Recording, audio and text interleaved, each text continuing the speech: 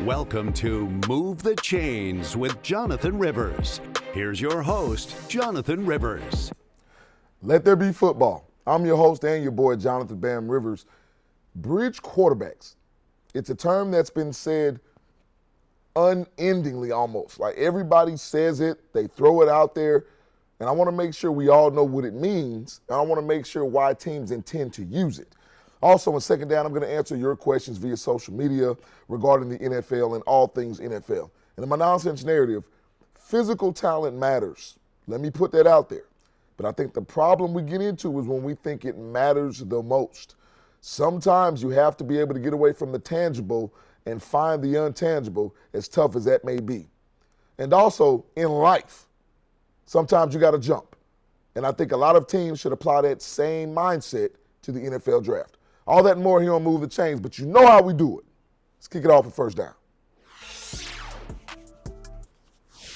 All right, so if you watch football, like I do, you've heard the term bridge quarterback, and it's funny that you only hear this term in the NFL. You rarely hear it in college football. I don't know if it's because you have the recruiting or because of the transfer portal or because when you recruit a quarterback, he's typically your quarterback for the next 3 to 4 years until he decides to transfer or move on to the draft.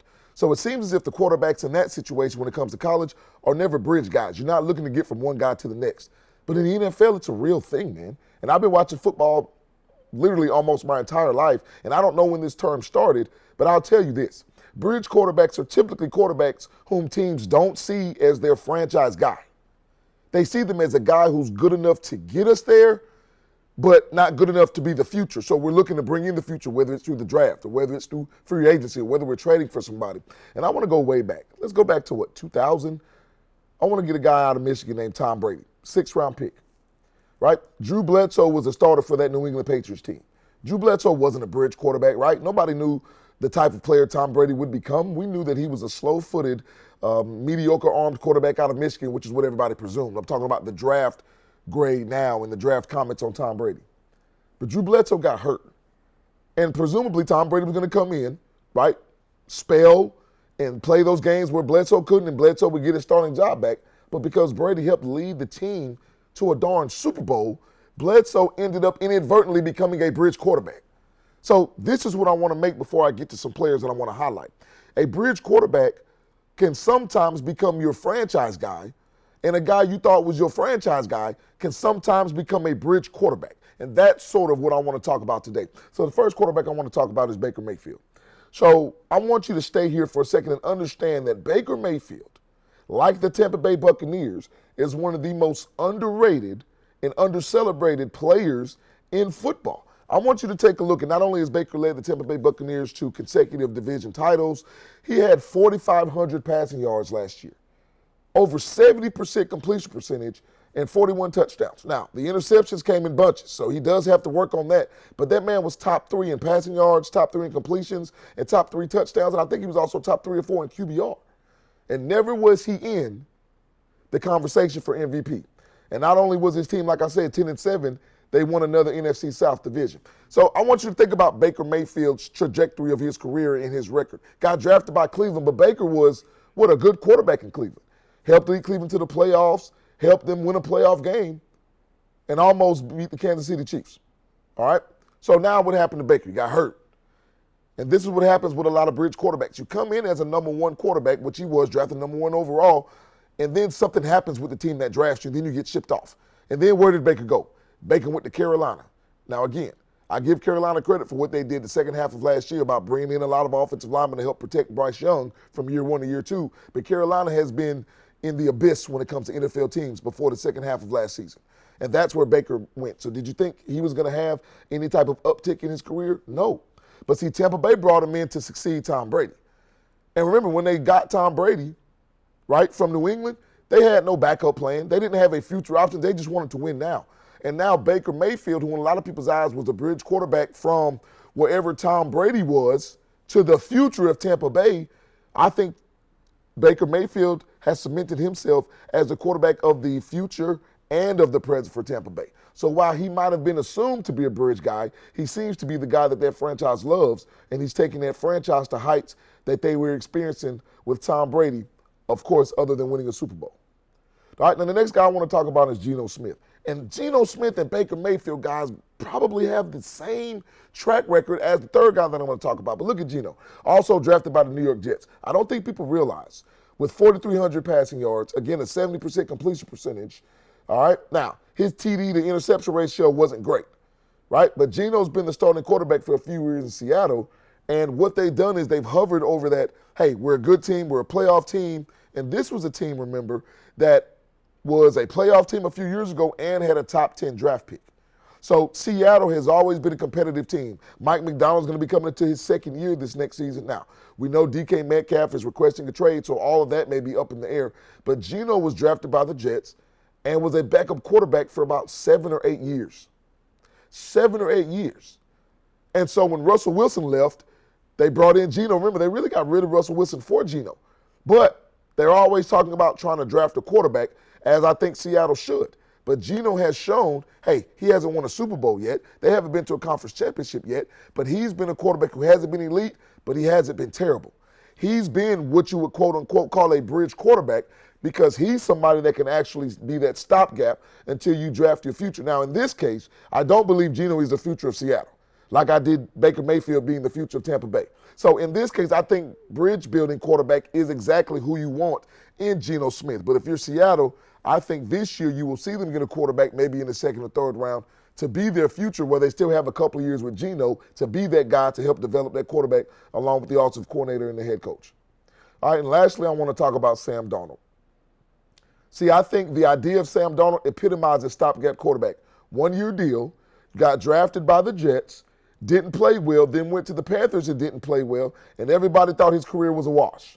And all he did was lead the Minnesota Vikings to one of the top 2 or 3 records in the NFL, threw for over 4,300 yards, had a great TD to interception ratio, and got them to the playoffs. But see, they drafted J.J. McCarthy, right? So they did what the Falcons did, but it worked out way better for the Vikings than it did the Falcons. The Falcons now know that their free agent quarterback was not the guy. They don't know that about Sam Darnold, and it's a great problem to have because he hasn't yet been extended, nor has he been franchise tagged in Minnesota as of yet. But he could be extended. He could be the quarterback of the future. And if you're the Vikings, if Sam Darnold does say, hey, I want to take the money somewhere else and go, then the plan that you had in place the whole time with J.J. McCarthy worked out. So he got hurt in J.J. McCarthy, and Sam Darnold allowed your team to still be cohesive and still grow. So now you've got a culture of winning in Minnesota, and you also had your rookie quarterback who didn't have to play. And if you ask Kevin O'Connell, I think behind closed doors, or even ask him in a press conference, even though they drafted J.J. McCarthy with a top 10 pick, I bet Kevin O'Connell was happy that he didn't have to play early, injury or not, because he was able to sit back and watch. And I think that is an art that is being lost in the NFL these days because you see a C.J. Stroud, you see a Jaden Daniels play early on, and you assume that every quarterback has to play on. So a bridge quarterback can be a beneficial asset to your team, and they can keep you competitive to get ready for the next guy, but also realize that a bridge quarterback can end up becoming the next guy. All right, when we come back from the break, it'll be social media questions, all that and more right here on Move the Chains, right after this. Welcome back into the show, and before I get to your social media questions here on Second Down, I want to take this opportunity, as always, to thank my Lord and Savior Jesus Christ for hosting Move the Chains. Love what I do. Secondly, I want to thank you, the fans, the outright support, the outpour of love that I'm getting for this show, whether it's through TikTok or whether it's through YouTube or whether it's through people who are watching Fox 54 or seeing me in the street somewhere, out anywhere, at the fields. I really appreciate the encouraging words and the feedback on the show. We're continuing to grow and it's becoming phenomenal. And last but not least, the best production crew in the business. If you guys could hear the conversations and the debates we have during our pre-show meetings, you'd think that we had the best podcast in the world, because the content from a collegiate to an NFL perspective is phenomenal. So shout out to the producers and the directors and the social media managers and the YouTube and TikTok people who take time to make sure this show flows the way it needs to. All right, having said all that, you know what time it is. It's time for Second Down. All right, so let's go ahead and get to these questions because I think they're legit and there are things that are on my mind that I want to make sure get answered. All right, so let's get with the first one. Did Saquon Barkley deserve his $41.2 million extension? First of all, let's make this the rule instead of the exception for running backs. I know there are a lot of people in my mind, I'm not going to call them incompetent, but I'm going to call them a little crazy, who feel like the running back position has been devalued. I said this before this season when the resurrection of the running backs came to fruition. I'm not going to list all of them, but you know the running backs had phenomenal years this year. I said it beginning in the offseason. This is still a year in a league where you need to run the football. But to answer your question, yes, he deserved the extension. And let me say this. I'm going to say something that a lot of people might disagree with here. I think the Philadelphia Eagles were a good enough team to win the Super Bowl without Saquon Barkley. Period. Next sentence. Saquon Barkley gave the Eagles a wider margin of victory. Right? So I'm not saying that he didn't have a big part in winning the Super Bowl. He absolutely did, because with the Eagles offense, they got big plays not just in the passing game, but also in the run game. Like a 60-yard run was nothing to Saquon Barkley. Ask the Rams the 2 times they played the Eagles. They wish Saquon Barkley was never there. But what I'm telling you is they were that good of a team, offensively and defensively, especially up front, that I think they were still a Super Bowl type team. But Saquon Barkley just gave them that wider margin of error. He created more invincible opportunities for Philadelphia, and he absolutely deserved that extension. And I'd be shocked if he doesn't end his career in Philadelphia. All right, what's the next question that we have? Are the Titans taking a quarterback with the first overall pick? Well, the first thing you have to ask yourself is, 1, do they believe in Will Levis? And 2, will the Titans even have the first overall pick? So let me speak to Will Levis first. I think Will Levis, and I'm going to get to this is sort of like a foreshadowing from a nonsense narrative, has all the physical talent in the world. But Will Levis, I think what you've seen is he lacks, not competence, I'll say he lacks the decorum in the pocket because he's always rushed. He lacks the calm nature to play quarterback. So what other teams want and need will dictate what the Titans do. I know there have been a lot of mock drafts that have Abdul Quality, the DN out of Penn State, going to Tennessee, number 1. If that happens, 1, it tells me that they either believe in Will Levis or they're trying to get a quarterback to free agency. And I think it'd be the latter. I think they're going to try to get a quarterback in free agency if they don't draft a Cam Ward or Shedeur Sanders, number 1 overall. So to answer this question, I don't think the Titans will be taking the first overall pick, because I think they'll either trade out of the first pick, they're going to take a defensive player, or they're going to find a quarterback via free agency. All right? And lastly, what team needs to have the best draft? Surprising to a lot of people, I think it's Kansas City, because as you should know by now, Kansas City will be trading their all-pro guard Joe Thuney to the Chicago Bears, who have done a great job of trying to solidify their offensive line. So the Kansas City Chiefs had to franchise tag Trey Smith, and they've still got Creed Humphrey, but they know where they lack, and that's the tackle position. And what you don't want is for you to have one of the most transcendent players in all of football and in the history of football, in Patrick Mahomes, to not have protection. The 2 times they've lost the Super Bowls, he hasn't been protected. And I also look at that Joe Thuney trade like this. It reminds me of Tyreek Hill. You remember how Tyreek Hill wanted a little bit more money to be extended, and they said, we're not going to do it. We're going to let one of the best receivers walk and go through the draft. They're going to let one of the best offensive linemen walk, right, and probably trade him before he needs to be extended, understanding that he's helped them win 2 Super Bowls, so we can solidify something else, whether it's through free agency or whether it's through the draft. So the Kansas City Chiefs were on the cusp of winning 3 straight Super Bowls, something that's never been done. And when you've got a guy like Patrick Mahomes, you need to make sure that he's not only protected but equipped to play at the highest performing opportunity that he has. He's shown you how great he is. He's also shown you that no matter how great he is, he needs help. So I think as Kansas City, as good as they already are, they have holes that they need to get better if they want to continue to stay a championship-level football team. All right, when we come back from the break, it'll be my nonsense narratives. Physical gifts matter, but they're not the end-all, be-all. I'll tell you why on my nonsense narrative. Back with more Move the Chains right after this. And welcome back into Move the Chains. And I alluded to this earlier on in the show when it came to physical talent. So there's no need to delay it anymore. It is time for my favorite segment of the show. We're also going to get something bells and whistles for this segment as well, so I need you guys to be watching. We might also do a competition to where you can give us your ideas on it. Nonetheless, it's time for my favorite segment of the show. It's time for the nonsense narrative. All right, physical talent matters most. That's what a lot of people believe, especially at the quarterback position. They just think that, oh, he's 6'3", he's got a laser arm, he can make every throw. Yeah, I get it.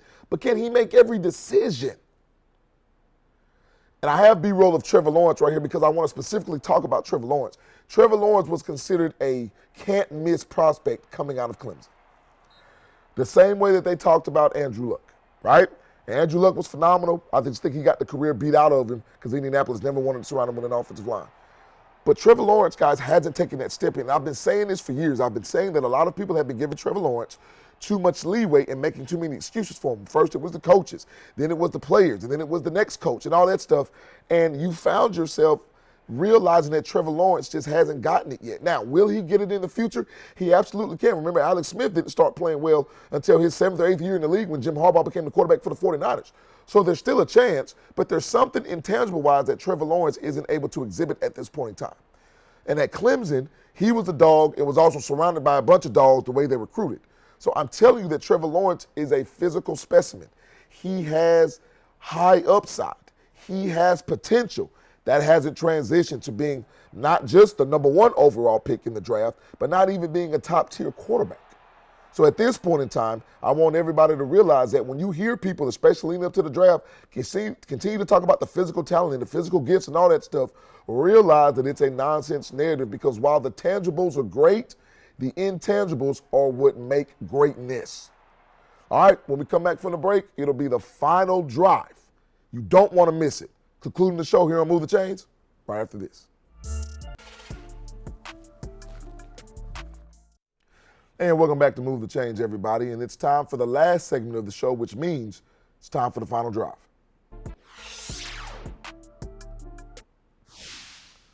Listen, sometimes in life you've got to jump. And I think the same mindset and principle should apply to the NFL draft. There are teams. I don't get mad at teams for sometimes, quote unquote, overreaching for a guy. Now, you may say they shouldn't reach. I don't even like that term because if you feel there is a guy who can be a transformational player in your locker room, not just on the field, but in the locker room, you should go get him. I don't care if you have to give up a future first rounder, if you've got to try to jump 10 spots to go get him. If you've done your due diligence and your research, make sure that he gets in your building because he could be the one to help change your franchise.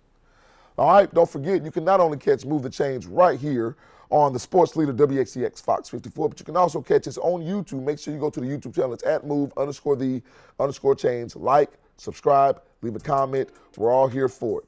All right, hey, it's been another banger. The NFL draft is coming. Free agency is coming. I can't wait for the best production crew in the business from the legendary Lambeau Field on screen. I'm your boy, Jonathan Bam Rivers, and as always here on Move the Chains, God bless.